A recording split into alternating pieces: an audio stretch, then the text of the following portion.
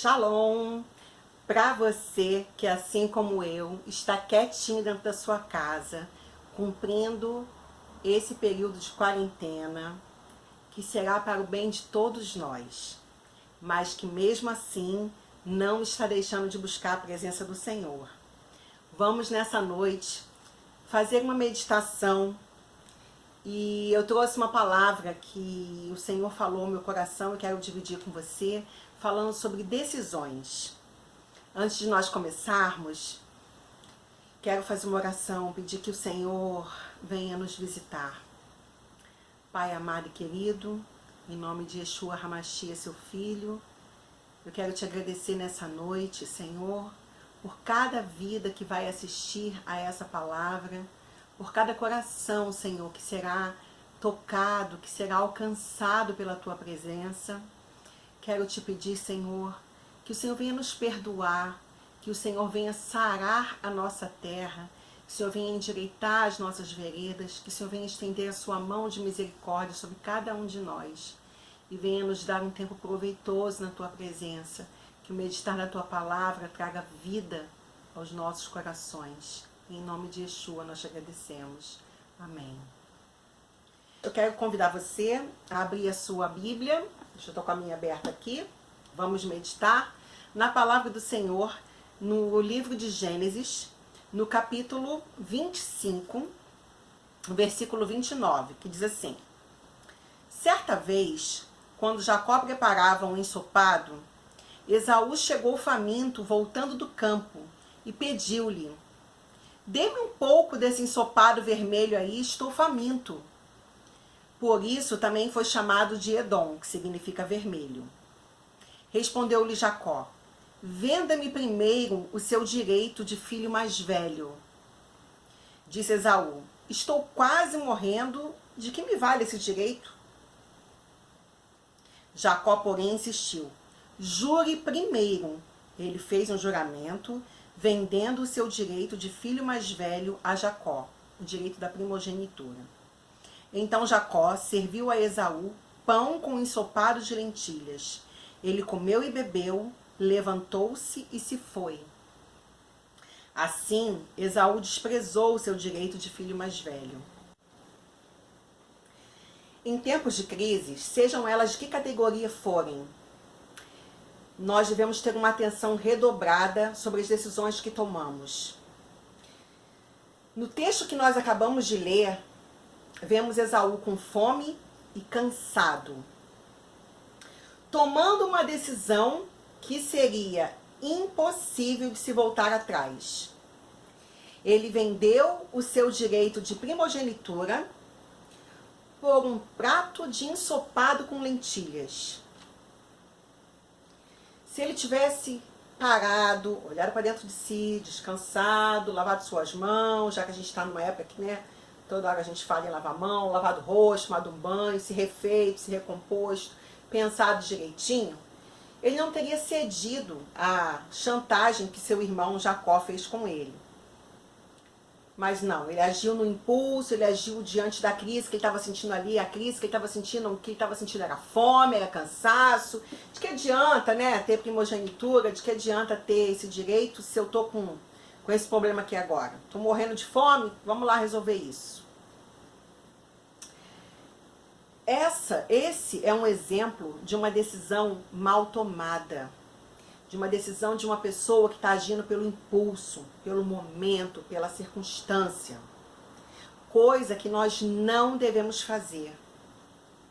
Como é difícil, no momento em que tudo está complicado, em que tudo está contribuindo, em que tudo está indo contra a gente ter a reflexão de agir de forma correta. Mas existem pessoas que conseguem ter esse momento de lucidez, conseguem parar para pensar, para tomar a decisão certa. Esaú não foi uma dessas pessoas, mas a Bíblia também nos mostra uma pessoa que teve que a gente pode seguir como modelo, que serve de modelo para a gente, que é José. Vamos abrir as nossas Bíblias no mesmo livro de Gênesis, no capítulo 41.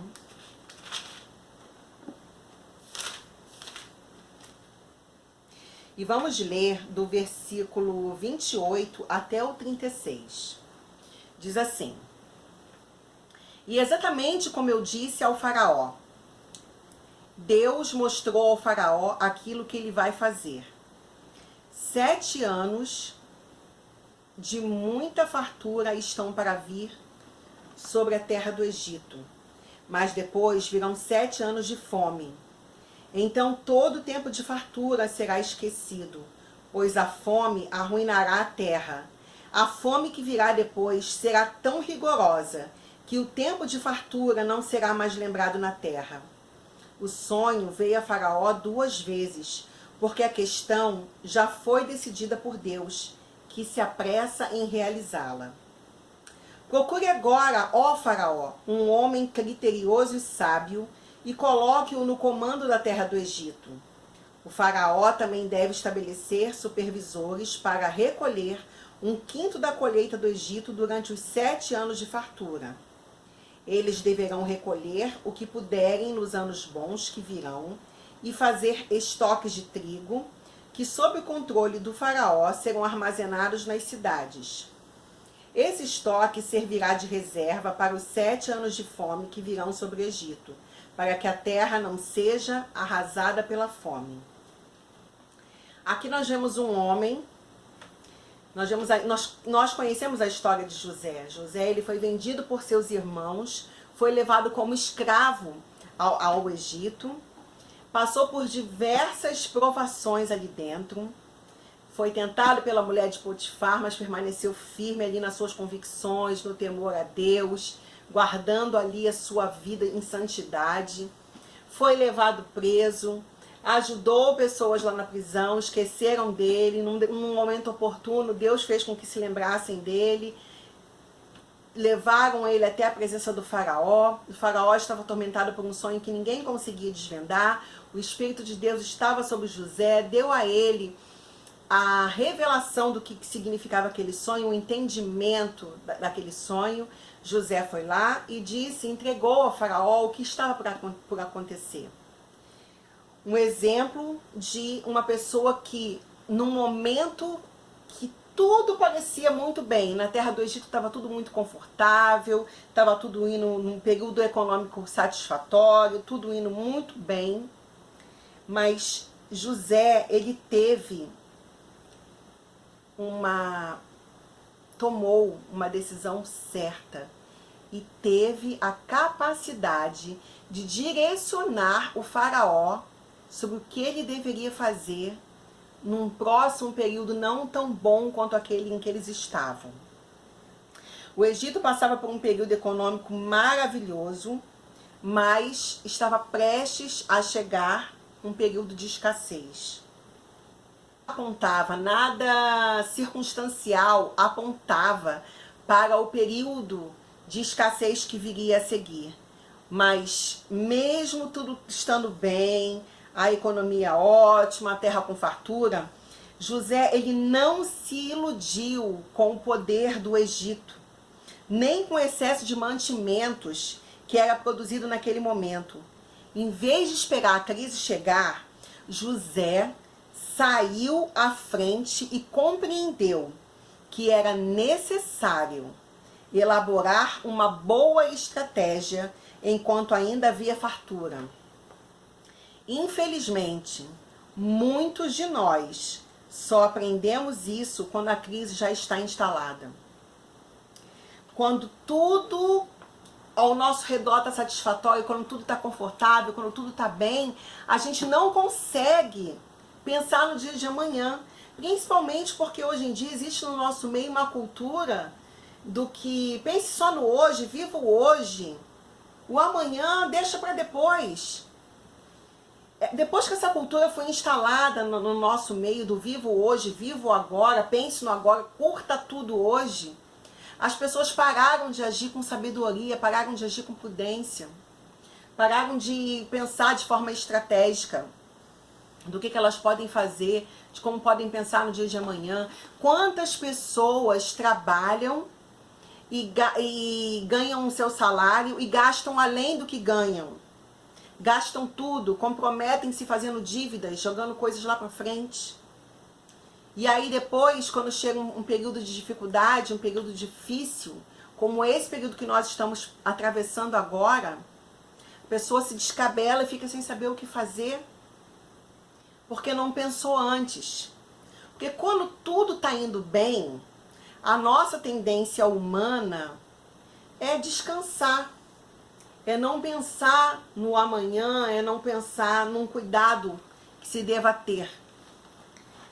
E eu tô falando isso para quê? Para trazer acusação, para dizer que eu sou perfeita, que eu sou organizada e que eu, de repente, penso no amanhã, de repente, eu nunca cometi esse erro? Não, muito pelo contrário.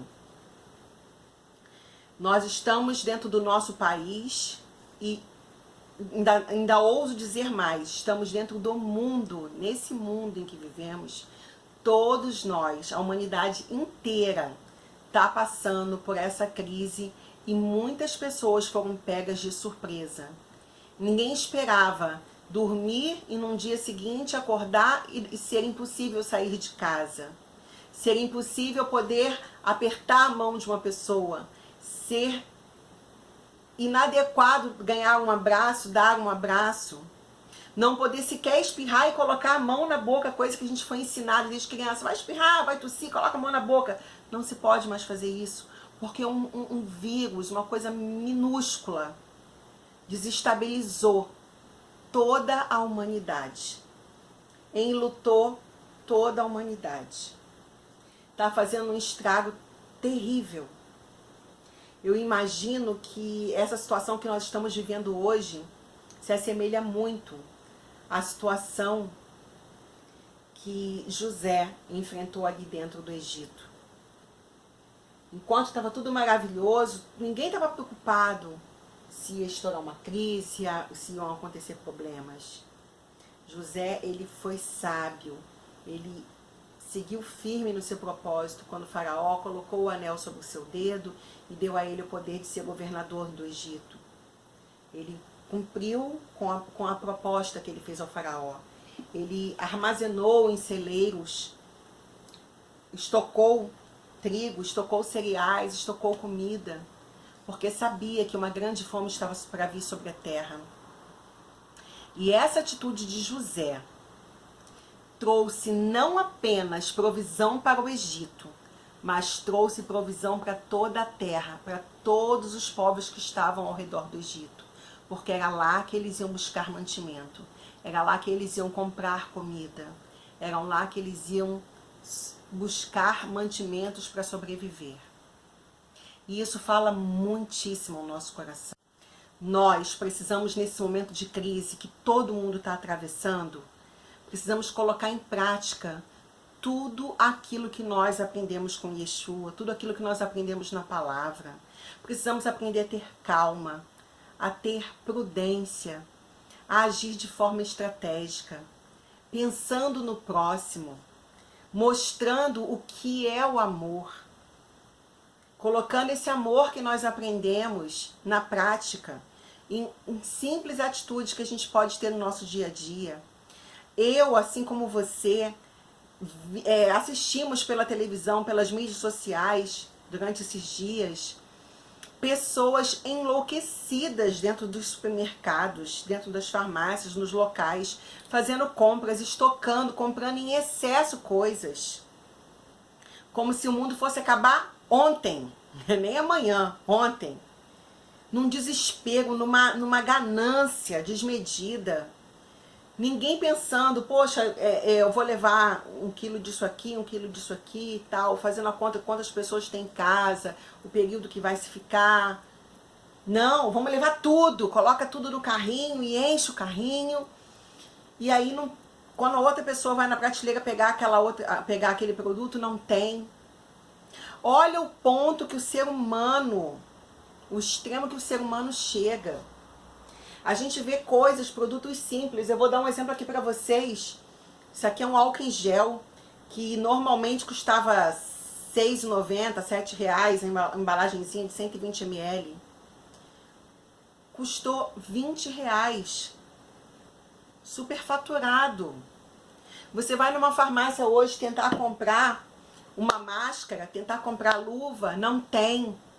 Porque as pessoas, quando começou essa crise toda, quando começou esse problema todo dessa pandemia, as pessoas foram lá, foitas, e compraram tudo. Não pensaram no próximo, não pensaram. E eu fico impressionada, é que esse não pensar no próximo faz com que você seja prejudicado. Porque pensa bem, se eu compro todo o estoque de álcool em gel, só eu vou passar álcool em gel. Aí você, que é meu vizinho, que é um conhecido, que é uma pessoa desconhecida na rua, tentou ir lá naquela farmácia e comprar também o produto, não conseguiu. E aí você vai, você está contaminado com vírus, você espirra, você não higienizou sua mão, você vai lá e coloca a mão na barra do ferro lá do ônibus, e aí eu tô lá bonitona, cheia de álcool em gel que eu estoquei, comprei todo o estoque da farmácia, vou lá, e respiro aquilo ali, coloco minha mão, coloco a mão no rosto, você espirrou perto de mim, aconteceu o quê? Fui contaminada da mesma maneira. Então a gente para pensar que o que contamina realmente o ser humano é o vírus da ganância, da arrogância, da soberba, se a farinha é pouca, o meu pirão primeiro. Não sabe, não pensa no outro, não pensa no próximo, não age com prudência, não age com calma, não age com mansidão. E a gente precisa colocar, gente, tudo que a gente tem vivido, tudo que a gente tem caminhado dentro da presença do Senhor, na casa do Senhor, tudo que a gente tem aprendido na palavra, a gente precisa colocar em prática nas nossas ações. Como é que as pessoas vão ver, vão acreditar e vão se voltar para Deus, se nós, povo de Deus, não somos espelho, não somos modelo para essas pessoas?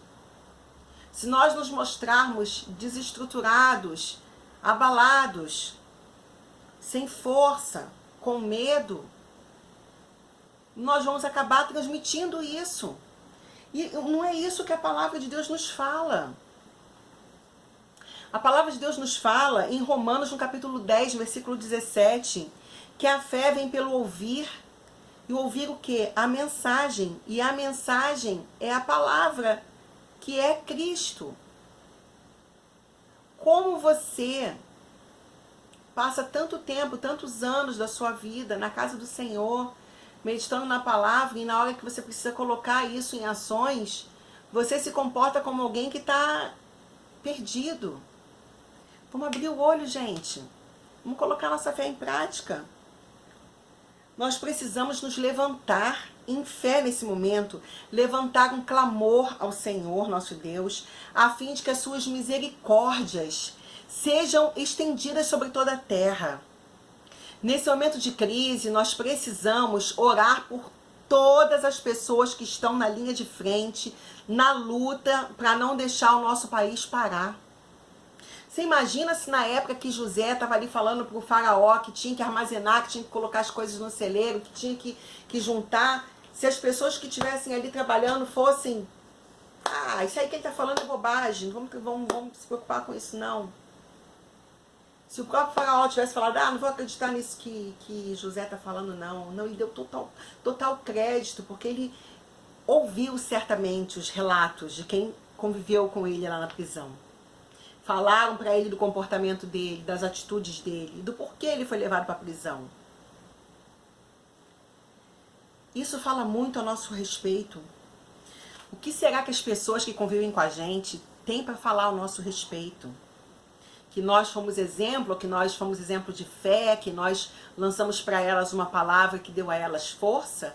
Ou que nós somos tão desestruturados e tão amedrontados quanto elas? A palavra de Deus nos diz, em 2 Timóteo, no capítulo 1, no versículo 7, que Deus não nos deu o espírito de covardia, mas de poder, de amor e de equilíbrio. Não deixa o medo te paralisar e tomar conta da sua mente. Usa esses momentos que você está em casa, que você precisa estar em casa, para estar com a sua família, para passar um tempo de qualidade com a sua família, você que tem uma família. Você que pode, aproveita esses momentos. E Você que não tem família, que de repente é sozinho ou é sozinha, fala, não fique se sentindo um coitadinho, não. Faça disso uma coisa boa para o reino. Pensa no quanto você pode ser útil, dobrando seu joelho, intercedendo por vidas. Essa semana eu estava dentro de casa, teve momentos que eu estava triste. É humano, gente. Todos nós estamos assustados, todos nós estamos no mesmo barco. Eu estava triste, eu estava chorando, eu falei, opa, peraí, se eu começar a chorar, se eu começar a ficar triste, minha imunidade vai baixar e daqui a pouco eu vou precisar ir na rua comprar alguma coisa e aí vem esse vírus oportunista aí e me pega. Falei, não. Peraí, deixa eu fazer alguma coisa de útil. Dobrei meu joelho e fiquei aqui orando. Nisso uma amiga minha me ligou, ela conversando comigo, nós tivemos um tempo maravilhoso de oração. Uma oração que nós fizemos e que no dia seguinte eu vi a resposta de Deus. Se eu tivesse ficado parado chorando, com peninha de mim, porque eu tô sozinha dentro de casa, porque eu não posso sair, porque o mundo todo tá de cabeça para baixo, eu ia perder a oportunidade de estar ali aos pés do Senhor. E na hora oportuna, quando essa minha amiga e eu nos falamos ao telefone, foi tão maravilhoso, tivemos um tempo ali de qualidade, de comunhão, de oração. Saímos ali fortalecidas. E no dia seguinte a gente viu a resposta, vimos o Senhor respondendo. Eu fui até o corredor para jogar o lixo fora e vi que a porta de uma vizinha minha, que é uma senhora de idade, estava aberta. E eu vi que ela estava na mesa com a cabeça baixa. Eu fui, mantive a distância e chamei ela. Falei, oi vizinha, tudo bom? Como é que você tá? Ela começou a chorar. Falei, ainda bem que eu me levantei, que eu orei, que eu me fortaleci. Porque eu preciso dar força para ela.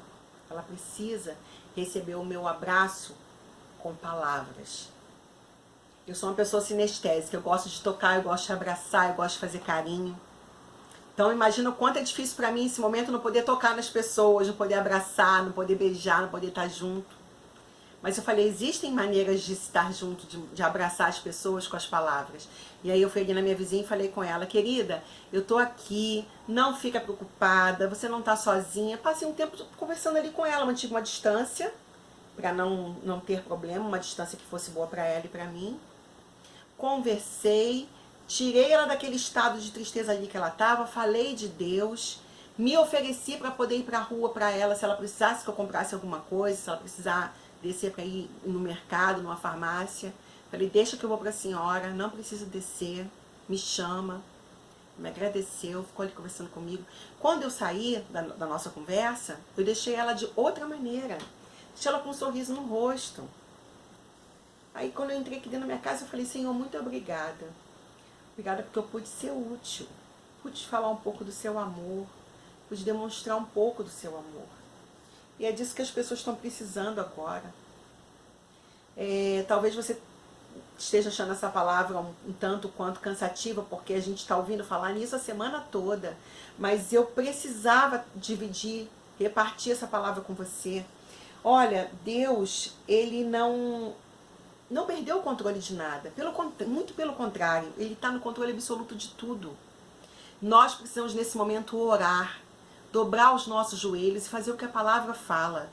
Se o meu povo, que se chama pelo meu nome, se humilhar e orar, se arrepender de seus maus caminhos, eu ouvirei dos céus, perdoarei seus pecados e sararei a sua terra. Nós estamos precisando clamar, todos juntos. Existem nesse exato momento, caminhoneiros que estão viajando nesse Brasil de ponta a ponta para abastecer os supermercados, as farmácias, os locais todos com as mercadorias que eles carregam. E ao transitar pelas estradas, quantos desses caminhoneiros param em restaurantes, em beira de estrada para poder comer e os restaurantes estão fechados? E mesmo assim esses homens continuam dirigindo para poder não deixar faltar comida na minha casa, na sua, para abastecer os mercados, as farmácias, os locais.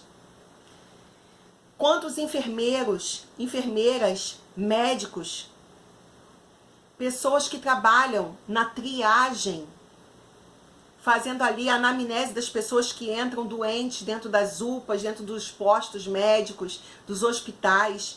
Pessoas que, assim como eu e você, têm família e que estão precisando nesse momento da nossa oração, da nossa cobertura em oração. A oração ela é uma arma eficaz. Nós precisamos voltar a invadir os céus, a trazer os céus aqui para a terra. Eu quero te convidar a participar desse momento, de levantar um clamor ao Senhor, de tirar um tempo de leitura da palavra, de tirar um tempo para jejuar. Quanto tempo que a igreja do Senhor não se importa mais com essas coisas? Jejuar, orar, buscar a face do Senhor, se importar com o próximo, orar pelas pessoas que estão enlutadas. Existem pessoas nesse momento, em todos os países da terra, na Itália, netos, filhos, que perderam seus avós, que não puderam nem se despedir, não puderam nem fazer um funeral, não puderam nem fazer um enterro decente. Porque essas pessoas morreram por causa desse vírus e tiveram que ser cremadas, porque ainda não se sabe o alcance, quanto tempo fica ali no corpo, quantas pessoas poderiam ser contaminadas se estivessem aglomeradas ali dentro de um cemitério, para se despedir do seu ente querido. Olha o estado que esse mundo está. Não estou falando isso para causar medo em você, não. É para a gente levantar na força do Senhor, para a gente buscar ter uma vida de oração, cobrir essas pessoas que estão na linha de frente, pessoas que estão na rua, os garis que estão aí na rua limpando, varrendo, jogando fora o lixo, as pessoas que estão nos hospitais. Eu ouvi essa semana, e você também deve ter ouvido, de pessoas que trabalham na área da saúde e que estavam entrando dentro do trem, dentro das conduções para poder se dirigir até em casa, e foram empurradas por outras pessoas com medo de serem contaminadas. Sabe? Tá faltando um pouco de bom senso, tá faltando um pouco de amor, tá faltando, sabe, direcionamento da parte de Deus no coração das pessoas. Olha, a Bíblia fala em Romanos, no capítulo 8, no versículo 18 e 19.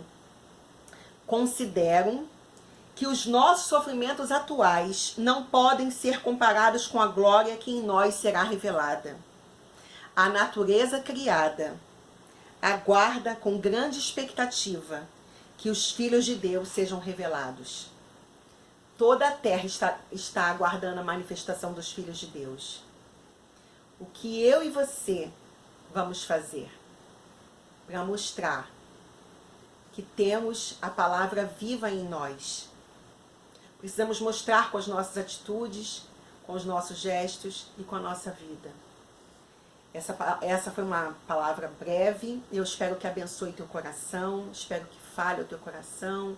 Eu te convido a estar nesses dias orando, jejuando, meditando. Ore pelos seus pastores. Ore pela sua liderança. Ore por todas as pessoas investidas de autoridade sobre a terra. Pelos governantes do nosso país, para que haja temor do Senhor no coração desses homens, para que eles tomem decisões sábias, que não coloquem as nossas vidas em risco, que não venha quebrar a economia, que não venhamos a passar por esse período de escassez, que ninguém venha perder seus empregos, que o Senhor venha usar esse momento para nos ensinar algo, para falar algo com a gente, para que nós possamos aprender que podemos viver com menos, com o que é mais simples, que venhamos deixar de lado a arrogância, a ganância, que possamos realmente olhar para dentro de si, que possamos colocar nos celeiros dos nossos corações, das nossas emoções, da nossa mente, que possamos nos encher, nos abastecer de coisas boas, de coisas que venham gerar vida. Desliga um pouco o noticiário, para um pouco de ouvir notícias ruins toda hora, para um pouco de toda hora no celular, e são mensagens e mais mensagens que chegam, vídeos e mais vídeos que chegam pelo WhatsApp. Para um pouco de perder o teu tempo com essas coisas. Armazena no celeiro do teu coração a palavra de Deus. Enche o teu espírito. Entra em concordância com os irmãos que estão orando em toda a terra. Entre em concordância com o povo de Israel, com todos os rabinos, com todos os judeus que nesse momento estão clamando, estão orando, estão intercedendo, estão clamando para que o Eterno venha em nosso socorro, venha em socorro de toda a terra, venha em socorro de todos os povos, tribos, línguas e nações. É essa palavra que eu queria deixar para você. Que possamos, nesse momento em que estamos dentro de casa reclusos, que possamos nos alimentar e sermos úteis uns aos outros. Espalhe, se você tiver que espalhar alguma coisa pelas redes sociais, espalhe boas notícias, leia um salmo, cante um louvor. Deus habita no meio dos louvores. Louve a Ele, use esse momento para isso. O meu desejo é que o Senhor fale ao teu coração, que Ele nos fortaleça, que Ele abençoe, proteja, guarde cada família, cada pessoa, você que está ouvindo essa mensagem. Seja abençoado pelo Senhor. Que o Senhor te guarde. Guarde a tua saída, a tua entrada. Você que é profissional, que está precisando nesse momento trabalhar, está precisando nesse momento estar ali na linha de frente, lidando com toda essa situação. Que o Senhor te abençoe e te guarde. Que o Senhor guarde a todos nós. Que possamos manifestar ao mundo a presença de Deus, o amor de Deus. Um beijo no teu coração, que Ele te abençoe e que possamos nos encontrar aqui mesmo, nas redes sociais, na sexta-feira, no Shabat e em todos os dias que o Senhor nos conceder. Um beijo, fique na paz.